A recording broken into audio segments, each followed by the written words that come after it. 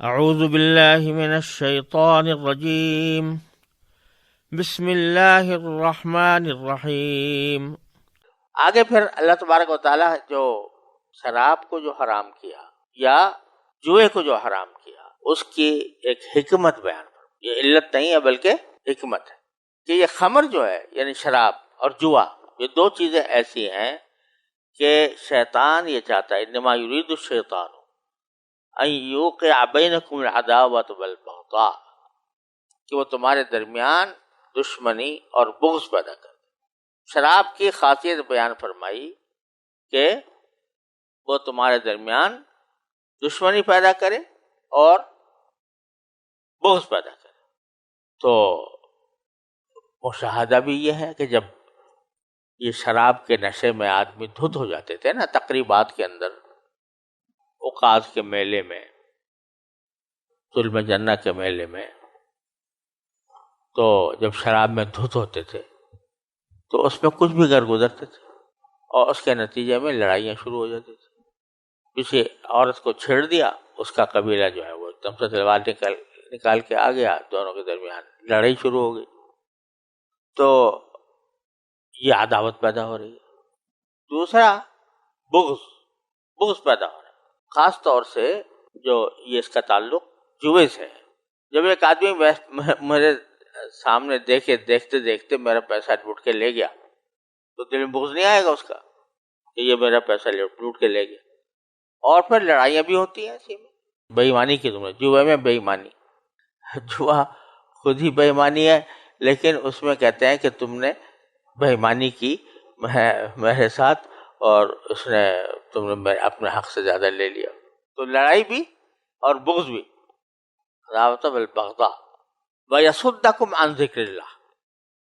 اور دوسری خرابی اس میں یہ ہے، ان تینوں چیزوں میں، چاروں میں، کہ یہ تمہیں اللہ کی یاد سے غافل کرتی۔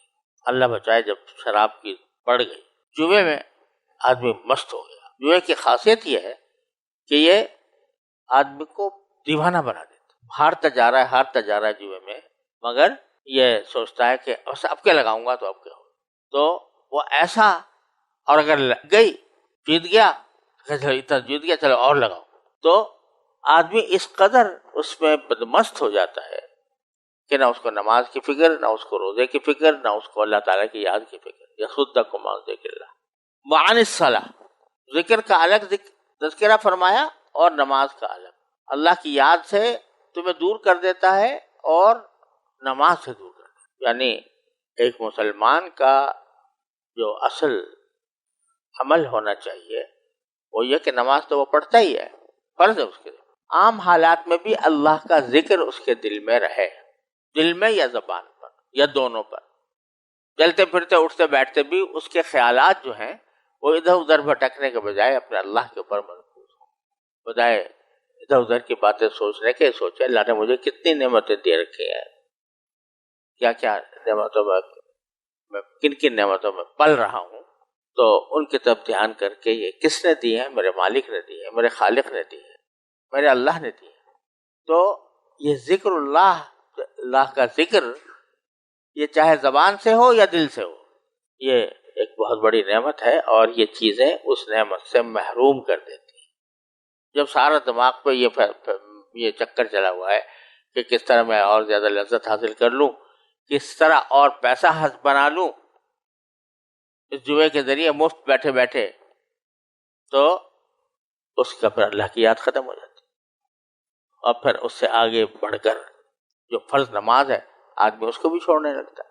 فَهَلْ أَنْتُمْ مُنْتَهُونَ، اب آگے فرمایا پھر کیا تم باز آؤ گے؟ یہ استفہام ہے، اور استفہام کے جو علم معانی کے جو علماء ہیں وہ بتلاتے ہیں کہ استفہام کے بہت سے معنی ہیں، اس کے مفاد، اس کا معنی، اس کا مطلب، اس کا مقصود، اس کے مقاصد مختلف ہوتے ہیں۔ ان میں ایک مقصد ہوتا ہے امر، یعنی حکم دینا، بظاہر استفہام کیا جا رہا ہوتا ہے کیا ایسا کرو گے، لیکن مقصود کیا ہوتا ہے؟ اس کا حکم دینا کہ ضرور کرو۔ تو یہاں استفہام اسی معنی میں، فَهَلْ أَنْتُمْ مُنْتَهُونَ، کیا رکو گے؟ یہ اللہ تعالیٰ کی طرف سے سوال ہو رہا ہے کہ جواب کیا ہونا چاہیے تمہارا کہ یہ ضرور رکیں گے، ضرور بات رہیں گے۔ اس طرح اللہ تبارک و تعالیٰ نے اس کو، آج کل بعض لوگ کہتے ہیں زبان پر عجیب عجیب باتیں آتی ہیں لوگوں کے، آج کل بعض لوگوں کے زبان پر یہ بات آتی ہے کہ شراب کے لیے قرآن نے کہیں حرام کا لفظ استعمال نہیں کیا، کہیں حرام نہیں کہا، پھر کیوں مولوی صاحبان اس کو حرام کہتے؟ تو اول تو خیر یہ احمقانہ سوال ہے۔ میرے خیال میں کسی بھی گناہ کے لیے قرآن کریم میں حرام کا لفظ نہیں آیا، زنا کے لیے نہیں آیا، سود کے لیے نہیں آیا، اور کسی چیز کے لیے بھی حرام کا لفظ نہیں آیا، نہیں کا صیغہ آیا ہے ایسا نہ کرو، تو وہ کہیں پر وضاحت کے ساتھ آیا ہے کہ لا تاکلوا الربا، سود مت کھاؤ وغیرہ، لیکن یہاں پر وہ نہیں جو ہے وہ اتنی بلاغت کے ساتھ ہے کہ جس کے برابر کوئی اور نہیں ہونا مشکل ہوتی۔ ایک طرف کہا جا رہا ہے کہ رجس ہے، یہ گندگی ہے، یہ کہا جا رہا ہے شیطان کا عمل ہے، اور یہ تمہیں اللہ کے ذکر سے غافل کرنے کے لیے، تمہیں نماز سے غافل کرنے کے لیے، پھر رکو گے کہ نہیں رکو گے؟ تو اب اس کے بعد بھی کسی شخص کو یہ شبہ ہو سکتا ہے کہ اس میں اللہ تعالیٰ نے اس کی ممانعت نہیں کی، لہذا اس حماقت کو تو، یہ حماقت تو جواب دینے کے لائق بھی نہیں ہے۔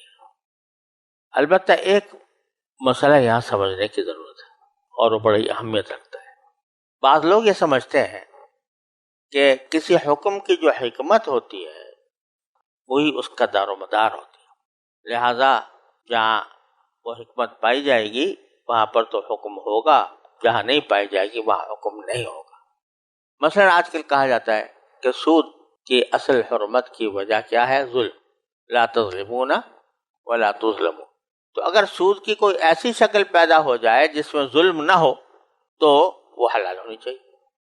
دراصل یہ جو ہے یہ طرز فکر در حقیقت علت اور حکمت میں فرق نہ سمجھنے کا نتیجہ ہے۔ ایک چیز ہوتی ہے کسی حکم کی علت، حکم کا دار و مدار اس پر ہوتا ہے کہ جہاں وہ پائی جائے گی حکم بھی آ جائے گا، دونوں میں ایک دوسرے سے تخلف نہیں ہوتا۔ اور دوسری چیز ہوتی ہے حکمت، یعنی اس حکم کے نتیجے میں شارع وہ کیا فائدہ حاصل کرنا چاہتا ہے اور کس وجہ سے اس کو منع کیا گیا، کس وجہ سے کیا مانا، کن خرابیوں کی وجہ سے اس کو منع کیا گیا، اس پر حکمت، یہ حکمت کہلاتی ہے، یہ مصلحت کہلاتی ہے۔ اور حکمت اور مصلحت پر حکم کا دار و مدار نہیں ہوتا، دار و مدار ہوتا ہے وہ علت پر ہوتا ہے۔ میں اس کی مثال یہ دیا کرتا ہوں کہ جب آپ سڑک پر گاڑی چلاتے ہیں تو سامنے سگنل لگے ہوتے ہیں کہ بھئی جب سرخ سگنل جلے تو کیا کرو، رک جاؤ۔ تو یہ رکنے کی علت کیا ہے؟ لائٹ، کہ یہ سرخ بتی کا جلنا یہ علت ہے۔ اور حکمت کیا ہے؟ حکمت یہ ہے کہ تصادم سے لوگوں کو بچایا جائے، لیکن دار و مدار رکنے کا کائے پر ہوگا؟ سرخ بتی پر، نہ کہ اس فیصلے پر کہ تم خود سوچو کہ میں اگر پہ پار کر جاؤں گا تو اس سے ایکسیڈنٹ ہوگا یا نہیں ہوگا۔